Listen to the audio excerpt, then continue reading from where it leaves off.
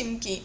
પાટણમાં પાણી મુદ્દે કોંગ્રેસ સમિતિના કાર્યકરોએ પાલિકા ગજવી સૂત્રોચ્ચાર કરી રજૂઆત કરી આંદોલનની ચીમકી આપી।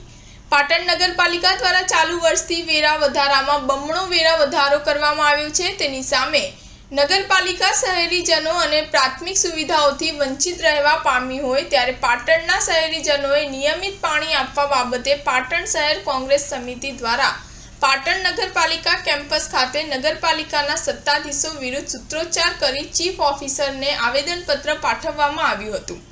શહેરીજનોને નિયમિતપણે પાણી મળી રહે તેવી માંગ સાથે પાટણ શહેર કોંગ્રેસ સમિતિ દ્વારા આયોજિત કરાયેલા આવેદનપત્રના કાર્યક્રમમાં શહેર કોંગ્રેસ પ્રમુખ દીપક પટેલ, નગરપાલિકાના કોર્પોરેટર ભરતભાઈ ભાટિયા સહિત અન્ય કોર્પોરેટરો અને કોંગ્રેસના આગેવાનો કાર્યકર્તાઓ મોટી સંખ્યામાં ઉપસ્થિત રહ્યા હતા અને નગરપાલિકા કેમ્પસ ખાતે નગરપાલિકાના સત્તાધીશો સામે ભારે સૂત્રોચ્ચાર કરી પાટણ શહેરમાં વેરામાં બમણો વધારો ઝીંકાયો છે ત્યારે મધ્યમ વર્ગના પાટણના નગરજનોની હાલત ડફોડી બની જવા પામી છે।